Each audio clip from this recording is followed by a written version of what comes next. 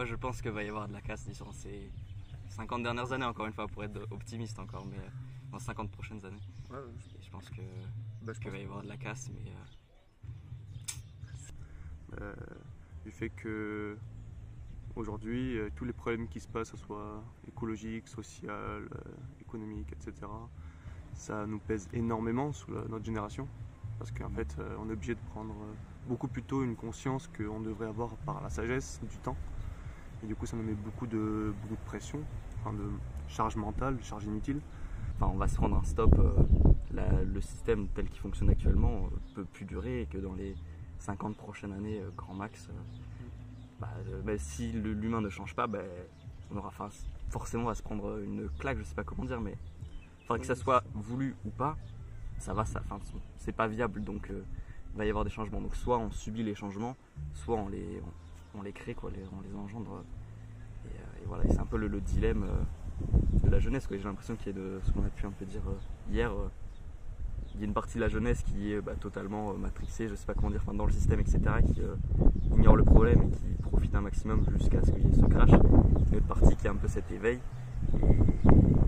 Et du coup, il y a les deux opposés qui se séparent de plus en plus et qui ont des visions du monde totalement opposées et qui sont pas du tout, je sais pas le mot, mais qui sont pas compatibles, quoi.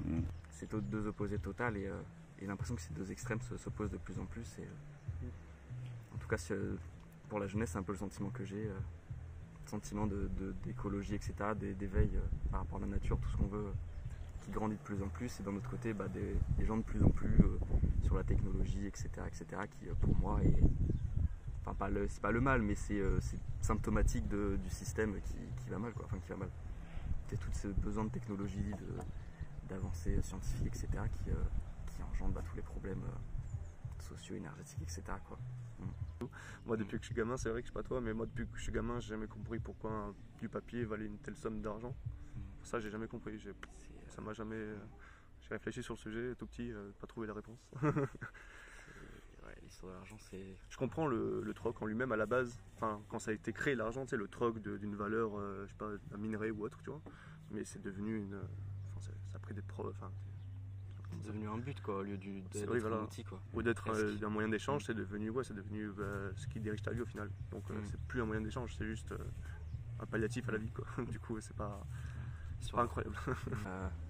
Donc il faut essayer de réfléchir à ce qu'on veut, un peu des utopies, le monde qu'on voudrait créer. Et voilà, est-ce qu'on veut juste continuer dans le système là jusqu'à ce que ça se crache, ou est-ce qu'on veut essayer de créer un monde meilleur et qui a pas justement tous les défauts du système qu'on connaît actuel, et voilà, mais du coup il faut arriver à créer ce nouveau monde, quoi.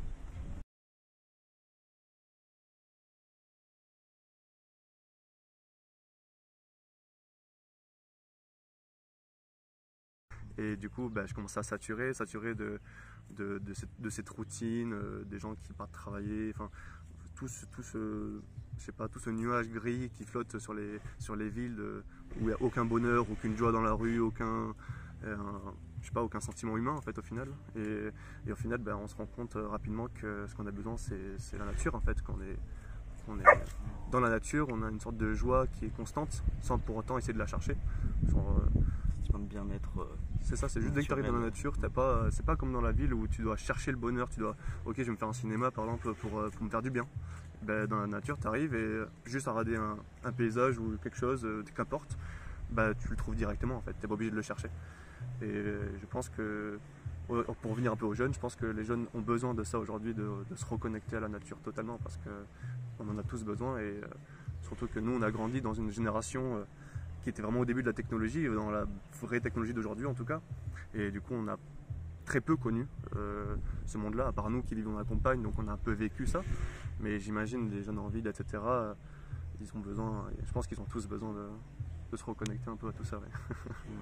Aujourd'hui, personne ne sait survivre dans la nature, alors pourtant c'est censé être la base de la base. Et aujourd'hui, on a perdu toutes ces compétences et des savoir-faire de base de survie. Et même après, que ce soit savoir faire pousser des légumes et des choses comme ça, c'est plein de compétences qu'on a perdues, et ce gain d'autonomie, pour moi, c'est une grande solution. Et parce que du coup, dispense de tous les systèmes énergétiques, économiques, etc. qui sont le mal de tout ça, quoi, je pense. Et je pense que la claque qu'on va se prendre va apporter du bon sur le moyen terme, mais il va y avoir de la souffrance, etc. Et ça, on pourra pas passer à côté, à mon avis. Et moi je suis optimiste par rapport à l'humain, on va se casser la gueule, mais l'humain a toujours été fort pour s'adapter. L'humain depuis que l'humain est là, il a toujours réussi à survivre. Pourtant on n'a pas de griffes, on n'a pas de dents, on n'est pas un animal féroce, et pourtant on est là.